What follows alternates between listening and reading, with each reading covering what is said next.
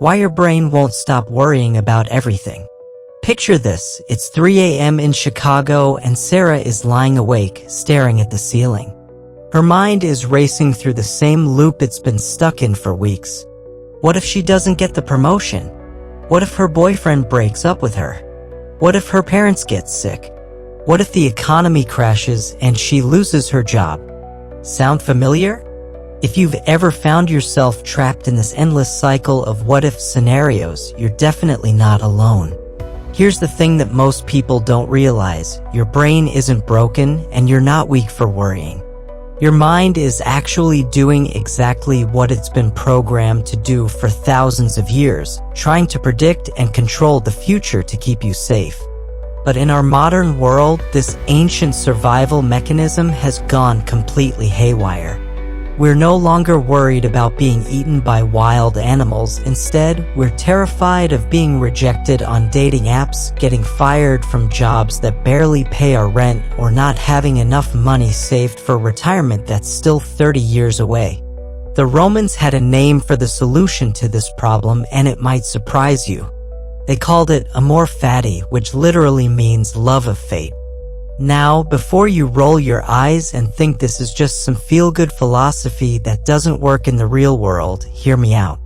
This isn't about pretending everything is sunshine and rainbows when your life is falling apart. This is about something much more powerful and practical. Amor Fati is the art of learning to love whatever life throws at you. Not just accepting it, not just tolerating it, but actually loving it. The ancient Stoic philosophers discovered something that modern psychology is just now catching up to. When you stop fighting against what happens to you and start embracing it, something magical occurs. The anxiety that's been eating you alive starts to dissolve, your focus becomes laser sharp, and you discover a kind of inner peace that doesn't depend on everything going according to your plan. Think about Marcus Aurelius, the most powerful man in the Roman Empire, who dealt with plagues, wars, and betrayals that would make our modern problems look like minor inconveniences. Or consider Epictetus, who was literally a slave before becoming one of history's greatest philosophers. These weren't privileged people living easy lives. They were dealing with real hardship, real loss, and real uncertainty. Yet they discovered something that allowed them to not just survive, but to thrive regardless of their circumstances. The German philosopher Nietzsche later picked up on this same concept, recognizing that the ability to love your fate, all of it, the good and the bad, was the key to a truly fulfilling life. But here's what's beautiful about this ancient wisdom, it's not just philosophical theory.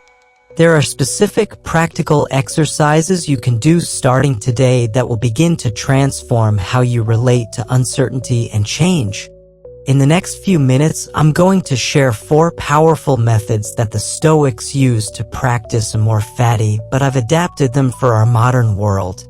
These aren't just abstract concepts, they're practical tools that you can use whether you're dealing with job stress in Manhattan, relationship drama in Los Angeles, or financial anxiety in any city across America.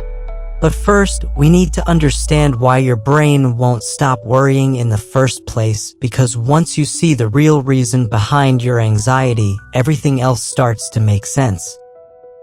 1. The real reason you feel anxious all the time. Have you ever noticed how your mind tends to fixate on the outcomes of situations that are beyond your control? You might find yourself obsessively checking your email for that job offer, anxiously waiting for a text from a friend, or worrying about whether the stock market will crash before you retire. This mental spiral can be exhausting, and it's a common experience for many people living in today's fast-paced world.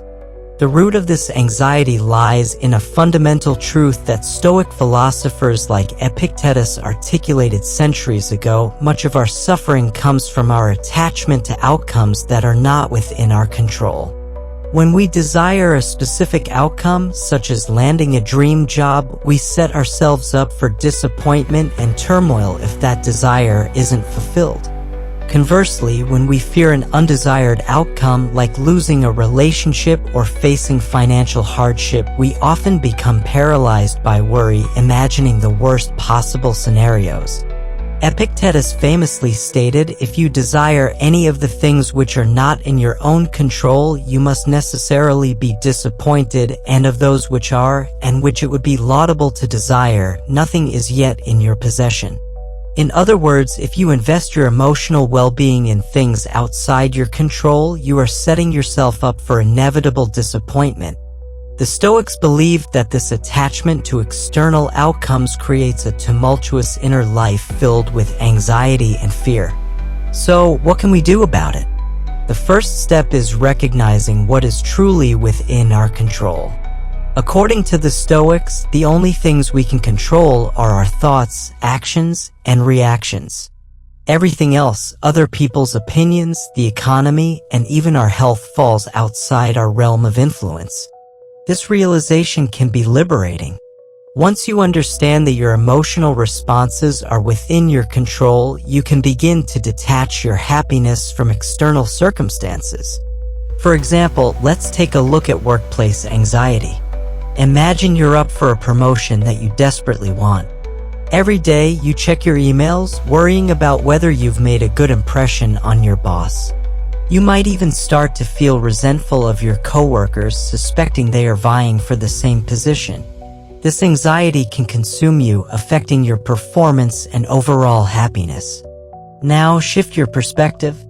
Instead of fixating on the outcome of whether you get the promotion, focus on the actions you can control, doing your best work, supporting your teammates, and maintaining a positive attitude.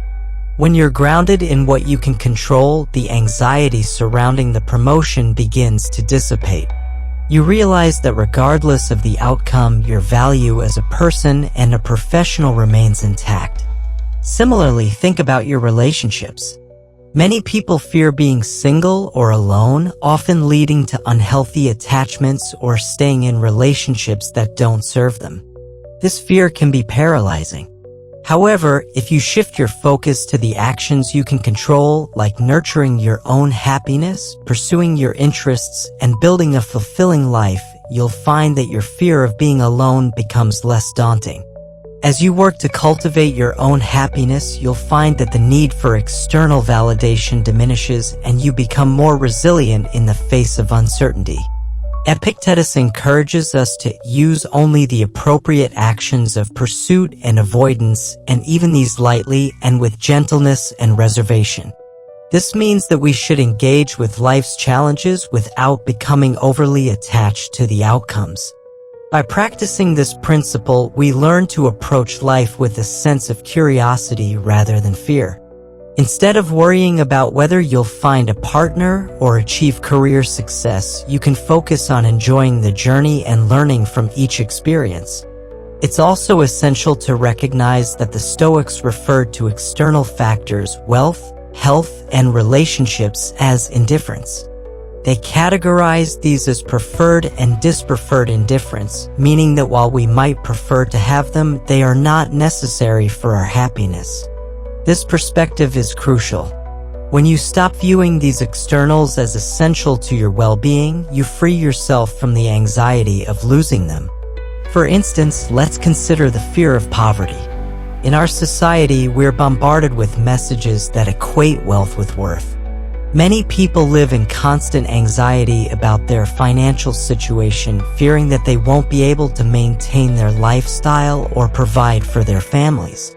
The Stoics would argue that while we may prefer financial security, our happiness does not depend on it.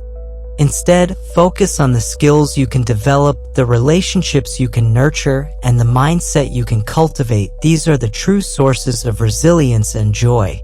Another critical aspect of this Stoic understanding is recognizing that change is a fundamental aspect of life.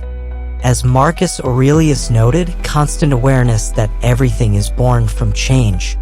Everything you experience, every relationship, every job will inevitably change. Embracing this idea helps you let go of the anxiety surrounding the fear of losing what you have. Instead of clinging tightly to your current circumstances, you can learn to appreciate them while remaining open to whatever comes next.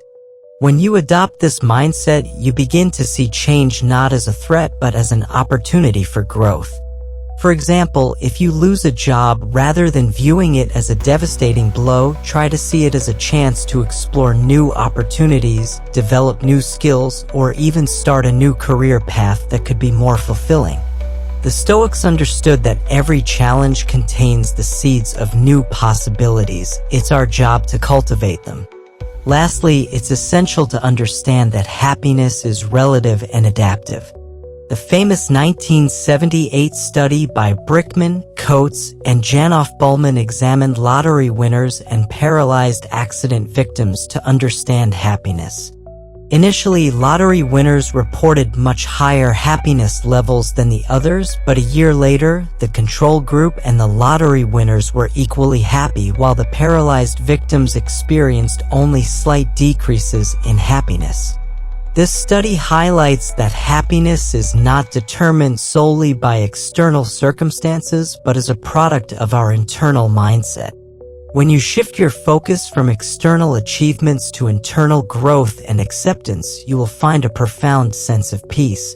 You'll learn that even in the face of unexpected challenges like a serious illness or the loss of a loved one, happiness can still exist. The key lies in embracing whatever life throws at you. In the end, the Stoic philosophy teaches us that while we cannot control the external events of our lives, we can control how we respond to them.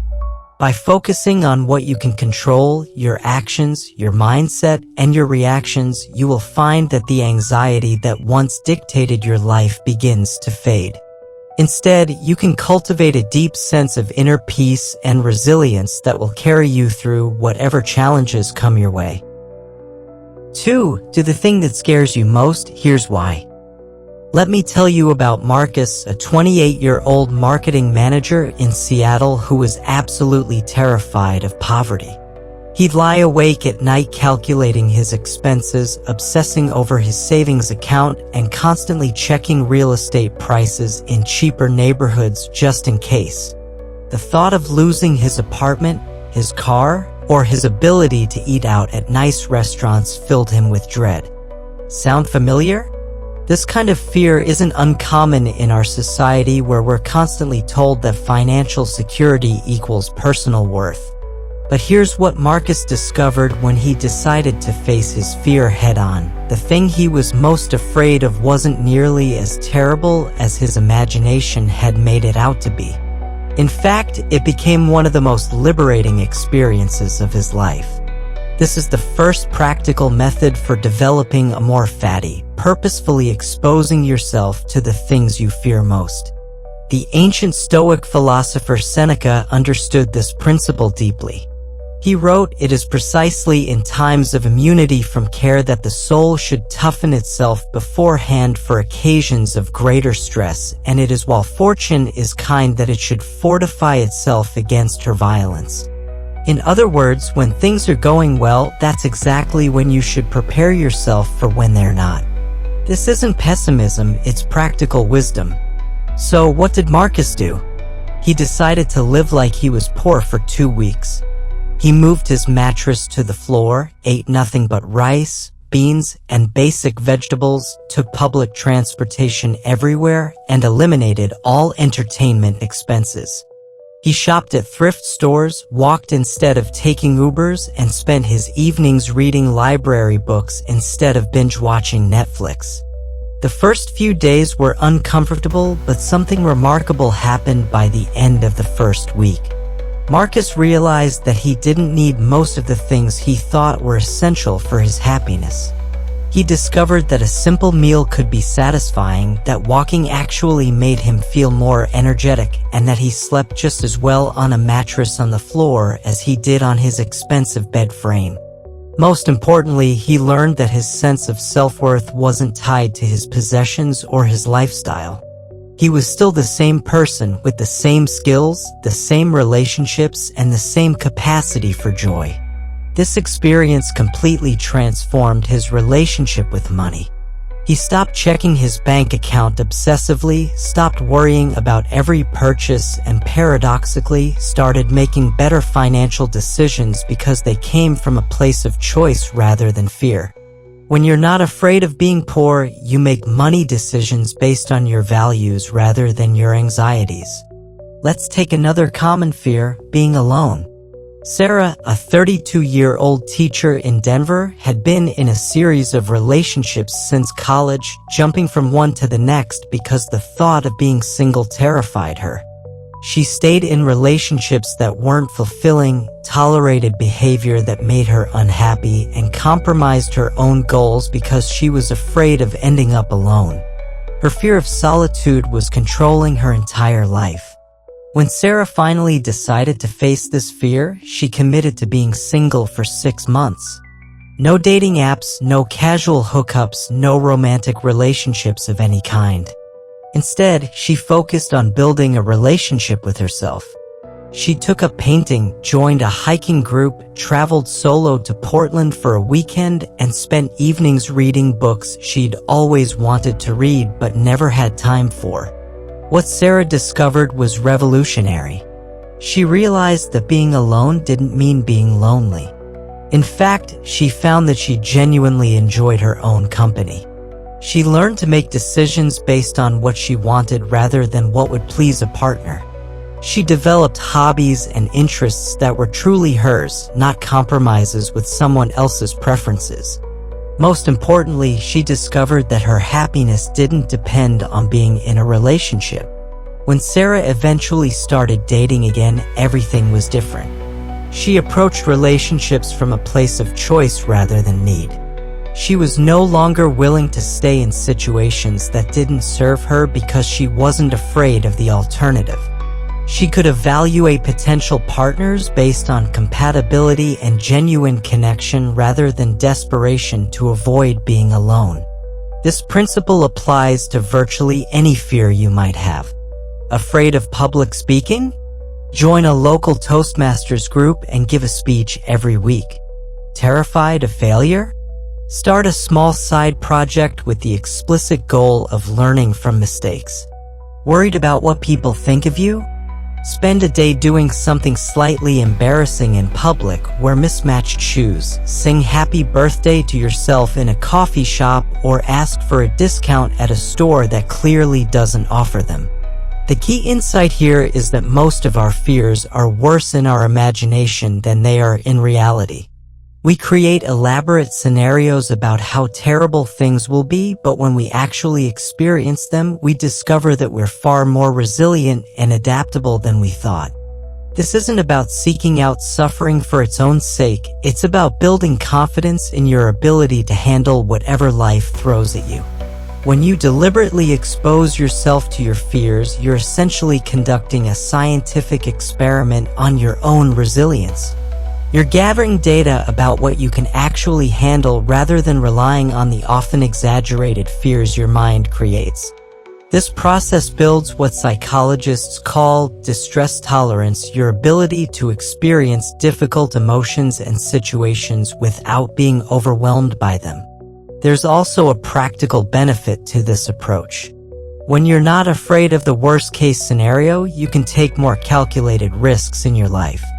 You might apply for that dream job even if you're not sure you'll get it, start that business you've been thinking about, or move to a new city where you don't know anyone. Fear of failure keeps us playing small, but when you know you can handle failure, you're free to aim higher.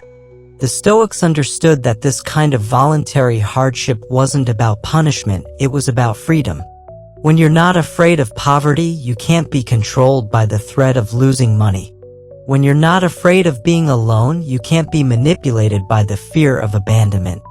When you're not afraid of failure, you can't be paralyzed by the possibility of not succeeding. This practice also helps you develop genuine gratitude for what you have.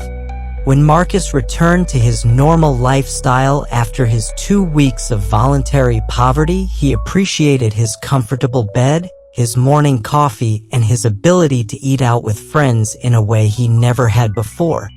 The contrast made him realize how fortunate he was, not in a guilt-ridden way, but in a joyful, appreciative way. But here's the most important part. When you stop being afraid of change, you start seeing it as an opportunity rather than a threat. Instead of clinging desperately to your current circumstances, you become curious about what might come next. 3. When everything falls apart, look for this. Life has a way of throwing curveballs at us when we least expect it. One moment, you might feel like everything is going swimmingly. Your job is stable, your relationships are thriving, and your health seems good. But then, out of nowhere, a sudden layoff, a breakup, or a medical diagnosis can leave you feeling like the rug has been pulled out from under you. It's in these moments, when everything seems to fall apart, that the Stoic principle of Amor Fati, loving your fate, can be most transformative. Take the example of David, a 40-year-old software engineer in San Francisco. He was riding high on his career, recently promoted and enjoying a comfortable lifestyle. But then, without warning, his company announced layoffs. David was among those let go. Initially, he felt crushed, overwhelmed with anxiety about his future. How would he pay his mortgage? What if he couldn't find another job? The unknown loomed large in his mind, and panic set in. Yet, as the weeks passed, David began to reflect on his situation through the lens of Stoic philosophy. He remembered the words of Epictetus: "Don't demand that things happen as you wish, but wish that they happen as they do happen, and you will go on well." This simple yet profound perspective became his guiding principle. Instead of lamenting his lost job, he started to consider the opportunities that might arise from this unexpected change. David began to explore new career paths he had always been curious about but never pursued. He took the time to learn new skills online, attended networking events in his field, and even started a side project he had been putting off for years. What initially felt like a devastating blow soon turned into a period of significant personal growth. Eventually, he landed a job at a startup that aligned more closely with his passions and values than his previous position ever had.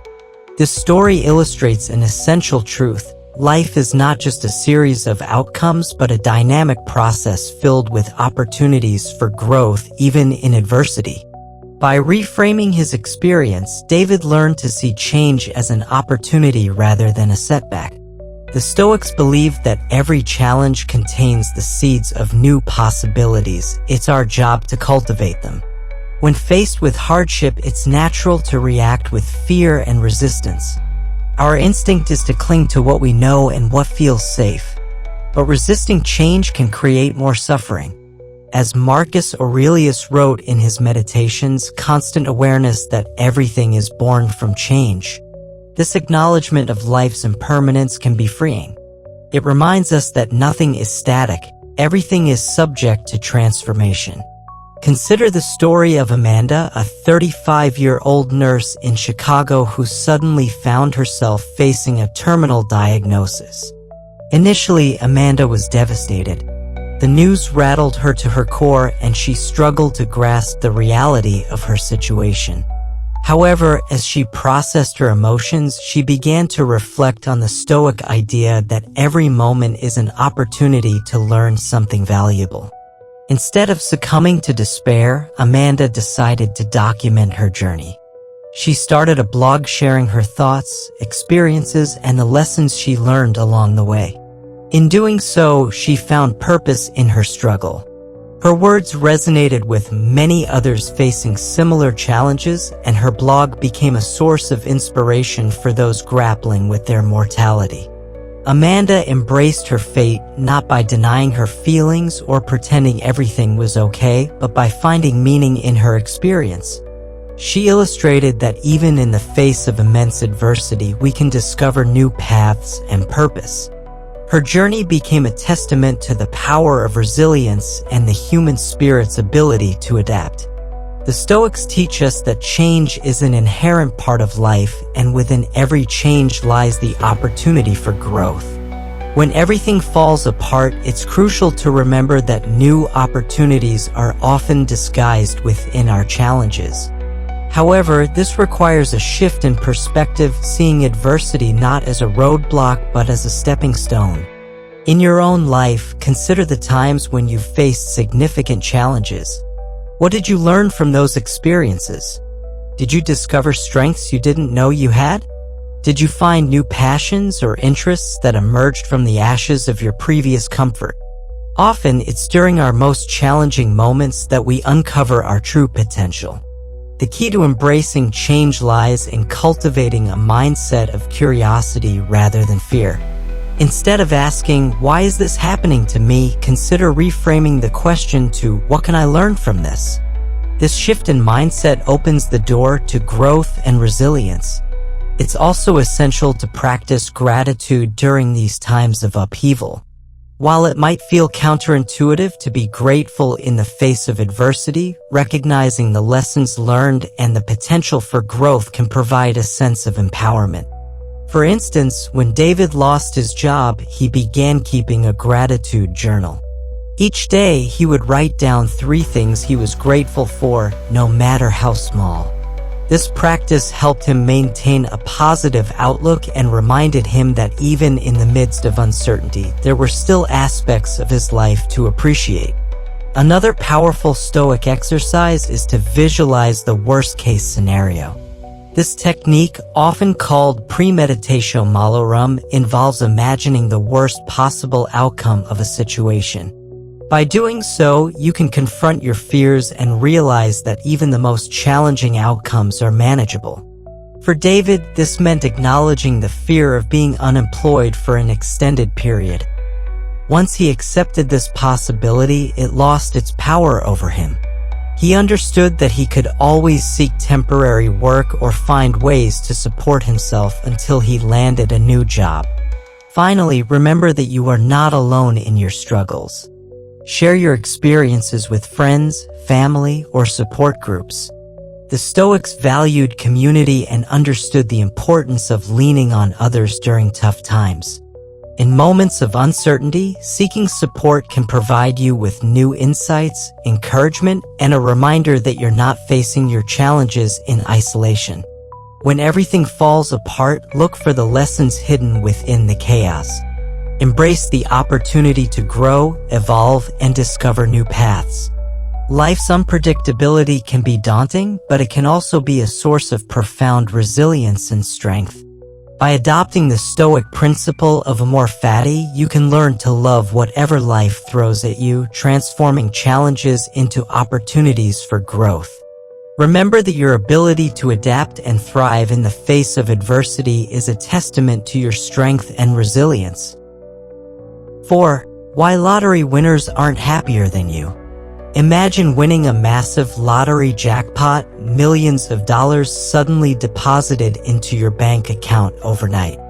For many, this is the ultimate dream, the key to happiness and freedom. But what if I told you that research shows lottery winners often end up no happier than those who never won?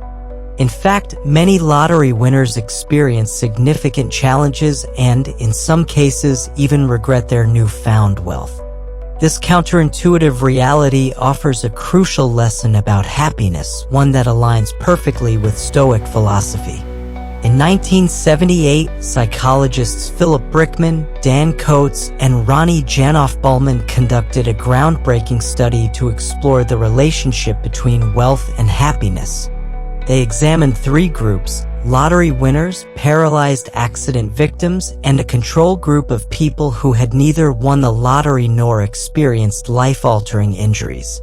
The findings were both surprising and insightful.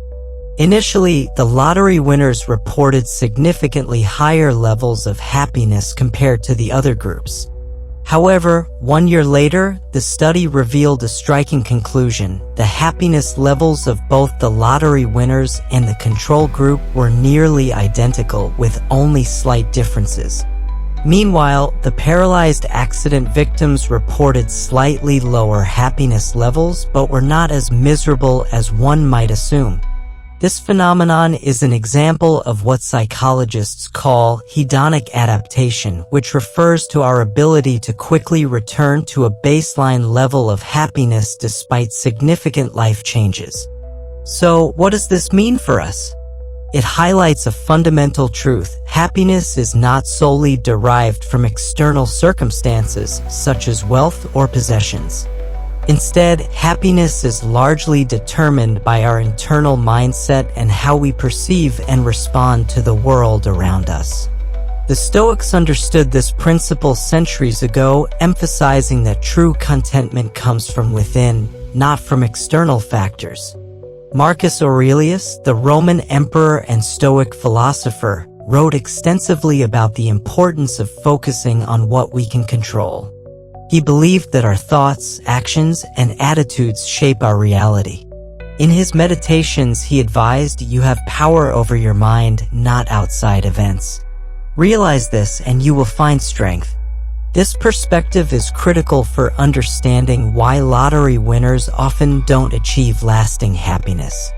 Many people mistakenly believe that acquiring wealth will solve their problems and lead to a lasting sense of fulfillment.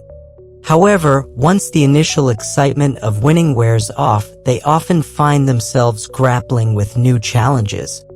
For instance, lottery winners may face pressure from family and friends seeking financial assistance, the burden of managing newfound wealth, and the anxiety of maintaining relationships in a changed social landscape.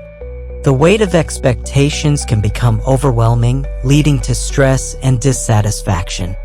Moreover, the sudden influx of money can disrupt established routines and values. When life changes dramatically, it often brings about a sense of disorientation. For instance, a winner might feel compelled to change their lifestyle, buying extravagant homes, cars, and other luxuries only to realize that these changes don't bring the expected happiness. In fact, they may create new levels of stress as they navigate a lifestyle they're unaccustomed to. This leads us to another important Stoic lesson, the value of moderation. The Stoics advocated for a balanced approach to life, emphasizing that excess can lead to chaos and unhappiness. Seneca, a prominent Stoic philosopher, warned against the dangers of indulgence, asserting that true wealth lies in self-control and virtue rather than material possessions. He famously stated, "Wealth consists not in having great possessions, but in having few wants."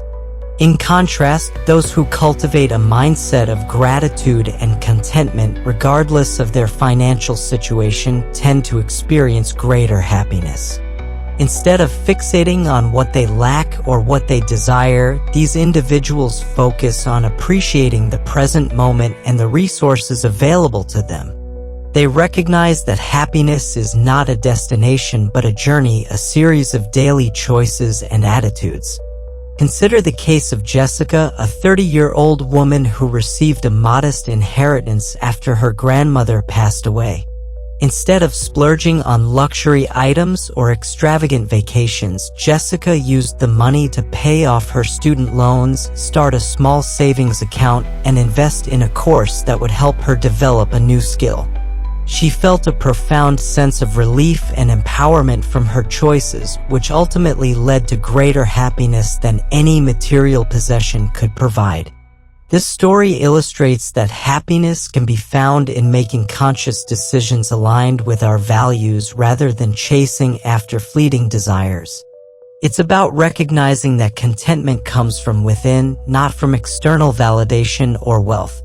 Additionally, the research on happiness shows that our social connections play a significant role in our overall well-being. While lottery winners may experience a temporary boost in happiness, studies have shown that strong relationships and connections with others are far more predictive of long-term happiness than wealth. In fact, individuals who prioritize their relationships and invest in their communities often report higher levels of satisfaction and fulfillment in life. The Stoics recognized the importance of friendship and community in achieving a good life. They believed that meaningful relationships are essential for our emotional and mental well-being. As Marcus Aurelius wrote, "What is good for the hive is good for the bee." In this sense, our happiness is intertwined with the happiness of those around us. So, how can we apply these Stoic lessons to our own lives? First, we must cultivate a mindset of gratitude. Start by keeping a gratitude journal where you reflect on the positive aspects of your life, no matter how small. This simple practice can shift your focus from what you lack to what you have, fostering a sense of contentment. Second, practice moderation in all areas of your life. Recognize that true wealth lies in your values, relationships, and personal growth rather than material possessions. This doesn't mean you shouldn't enjoy life's pleasures, it simply means that you should approach them with mindfulness and balance. Lastly, prioritize your relationships. Invest time and energy into building and maintaining strong connections with family, friends, and your community. These relationships will provide support and joy that no amount of money can replace. In conclusion, the reality that lottery winners often aren't happier than those who never won serves as a powerful reminder of the Stoic wisdom regarding happiness. True fulfillment comes not from external wealth but from within, through our thoughts, actions, and relationships. By cultivating gratitude, practicing moderation, and prioritizing our connections with others, we can find lasting happiness regardless of our financial situation. Remember, life's circumstances may change, but your inner strength and resilience are always within your control. Embrace the Stoic principle of Amor Fati and learn to love whatever life throws your way. When you do, you'll discover that happiness is not a destination defined by wealth, but a journey shaped by your perspective and choices. 5. The only moment that actually exists. In today's fast-paced world, it's all too easy to become consumed by thoughts of the past or the future. You might find yourself reliving moments where you wish you had acted differently or anxiously anticipating what lies ahead, whether it's a job interview, a date, or a major life decision. But what if I told you that the only moment that truly matters is the present? This idea is central to Stoic philosophy and is a key tenet of practicing Amor Fati, the love of fate. The Stoics, including philosophers like Marcus Aurelius and Seneca, recognized that the present moment is the only time we ever truly experience life. Marcus Aurelius poignantly noted in his Meditations, "You have power over your mind, not outside events. Realize this and you will find strength." This statement encapsulates the essence of Stoic thought. While we cannot control external circumstances, we do have control over how we engage with the present moment.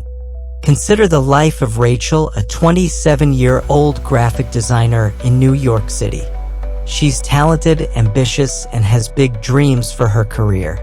However, Rachel often finds herself spiraling into anxiety about her future. She's constantly worried about meeting deadlines, impressing her boss, and whether she'll ever land her dream job at a prestigious agency. While she's physically present at her desk, her mind is racing through a list of what-ifs, consuming her focus and robbing her of joy in her current work. One day, during a particularly stressful week, Rachel decided to try a simple exercise inspired by Stoic teachings. She took a moment to pause, close her eyes, and focus on her breath. Instead of dwelling on her worries about the future, she focused on the present moment, the feeling of the chair beneath her, the sounds of the bustling city outside, and the warmth of the sunlight streaming through her office window. As she practiced mindfulness, she realized that her anxiety was rooted in thoughts about events that had not yet occurred. The future, she recognized, was a realm of uncertainty that could not be controlled. This realization was liberating for Rachel. She began to understand that by allowing herself to be fully present, she could engage more deeply with her work, foster better relationships with her colleagues, and ultimately enjoy life more fully. This practice of mindfulness became a vital tool for her, helping her cultivate both creativity and productivity. The Stoics taught that the past is unchangeable and worrying about it is futile. Similarly, the future is unpredictable and fearing it only adds unnecessary stress to our lives. Instead, we can choose to focus on what is within our control, our actions, our thoughts, and our responses to the present moment. To illustrate this point further, let's consider the story of Tom, a 45-year-old entrepreneur who faced significant setbacks in his business. After working tirelessly to build a successful startup, he encountered unexpected challenges that led to financial difficulties and eventually the closure of his company. Tom struggled with feelings of failure and regret, often replaying past decisions in his mind, wishing he had done things differently. However, during a conversation with a friend who was well-versed in Stoic philosophy, Tom began to shift his perspective. His friend reminded him of Epictetus's wisdom: "It's not what happens to you, but how you react to it that matters." This encouraged Tom to reflect on his situation differently. Instead of fixating on the past or worrying about the future, he decided to focus on what he could do right now. Tom started to engage in new activities that aligned with his passions. He volunteered at local charities, mentored budding entrepreneurs, and took courses to develop new skills. By immersing himself in the present and taking positive actions, he found renewed purpose and fulfillment, transforming what could have been a devastating experience into an opportunity for personal growth and connection. This narrative illustrates the transformative power of focusing on the present moment. When we immerse ourselves in our current experiences, we can find meaning and joy even amid adversity. The Stoics believed that our engagement with the present allows us to cultivate gratitude for what we have and fosters resilience in the face of challenges. Practicing mindfulness is not just about quieting the mind, it's about cultivating an awareness of your thoughts and feelings without judgment. When you notice yourself drifting into thoughts about the past or future, gently guide your attention back to the present. Notice your breath, the sensations in your body, and the environment around you. This practice helps ground you in reality, allowing you to experience life as it unfolds.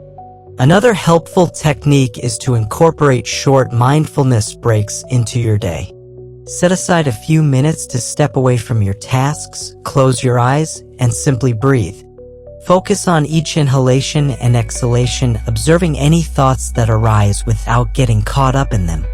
Over time, these moments of mindfulness can help you build resilience against anxiety and stress, making it easier to remain present. Furthermore, the Stoics emphasized the importance of acceptance. Embracing the present moment means accepting things as they are, not as we wish they would be. This acceptance can be a powerful antidote to anxiety and frustration. For example, if you're stuck in traffic on your way to an important meeting, instead of getting upset and anxious, accept the situation. Use the time to listen to an audiobook, reflect on your goals, or practice deep breathing. By shifting your mindset, you can turn a frustrating situation into an opportunity for personal growth or relaxation. The practice of Amor Fati is closely tied to living in the present. By learning to love your fate, whatever it may be, you free yourself from the shackles of regret and anxiety. Instead of resisting the flow of life, you begin to embrace it. Each moment becomes an opportunity to learn, grow, and appreciate the beauty of existence. As we navigate life's uncertainties, it's crucial to remember that the present moment is where life truly happens. The past is a memory, and the future is a dream. The only reality we can engage with is now. By cultivating mindfulness and acceptance, we can find joy and fulfillment in our everyday experiences, no matter how mundane or challenging they may seem. In conclusion, the Stoic philosophy teaches us that the present moment is our only true reality. By focusing on what we can control and practicing mindfulness, we can cultivate resilience, gratitude, and inner peace. Life is a series of moments. When we learn to embrace each one, we can transform our experiences and discover profound joy in the journey. Remember, when everything else feels overwhelming, return to the present. Engage fully with your life and practice the art of Amor Fati, loving your fate in every moment. By doing so, you'll find that happiness is not a distant goal, but a state of being that is accessible to you right now. How to love whatever happens to you. We've covered a lot of ground together today, and if you've made it this far, you're already on the path to transforming how you relate to life's inevitable ups and downs. Let's bring everything together and see how these 4 Stoic methods work in harmony to help you truly embrace Amor Fati, the love of whatever fate brings your way. Remember where we started? Your brain is racing through endless what-if scenarios, creating anxiety about outcomes beyond your control. But now you understand the real reason behind that anxiety. You've been trying to control things that were never meant to be controlled in the first place. The first method taught you to face your fears directly. Marcus from Seattle discovered that living in poverty wasn't the nightmare he'd imagined. And Sarah from Denver learned that being alone could actually be liberating. This practice of purposeful exposure shows you that most fears are worse in your imagination than in reality. When you stop being afraid of the worst-case scenario, you become free to take the risks that lead to genuine growth. The second method revealed how to find opportunities hidden within chaos. David's job loss in San Francisco became the beginning of a better career, and Amanda's terminal diagnosis led her to inspire countless others. Every challenge, no matter how devastating, contains seeds of new possibilities. The key is learning to look for them instead of focusing on what you've lost. Our third method showed why happiness isn't what you think it is. Lottery winners who ended up no happier than anyone else taught us that external circumstances have far less impact on well-being than we imagine. Happiness is a choice you make about how to engage with whatever life presents to you. Finally, we explored the power of living in the present moment. Rachel's anxiety disappeared when she stopped living in an imaginary future, and Tom found new purpose by focusing on what he could do right now. The present moment is the only place where you can take meaningful action. Here's what's beautiful about these methods. They work together to create a complete transformation. When you're no longer afraid of your worst fears, you can see opportunities in change. When you understand that happiness comes from within, you can stay present instead of chasing future outcomes. When you're fully present, you can love whatever is happening right now. This is the essence of Amor Fati. It's not about pretending difficult things are good. It's about developing such deep trust in your own resilience that you can genuinely embrace whatever comes, knowing you have the tools to handle it and find meaning in it. The Stoics weren't naive optimists. Marcus Aurelius dealt with plagues and wars. Epictetus was enslaved, and Seneca faced exile and death. Yet they discovered something that allowed them to thrive regardless of circumstances. That same strength is available to you. If today's video has resonated with you, join the Stoic Vivu community by hitting that subscribe button and ringing the notification bell. Give this video a thumbs up if it's helped you see challenges in a new light, and share it with someone who might benefit from learning about Amor Fati. Remember, you have everything you need within you right now to handle whatever life throws your way.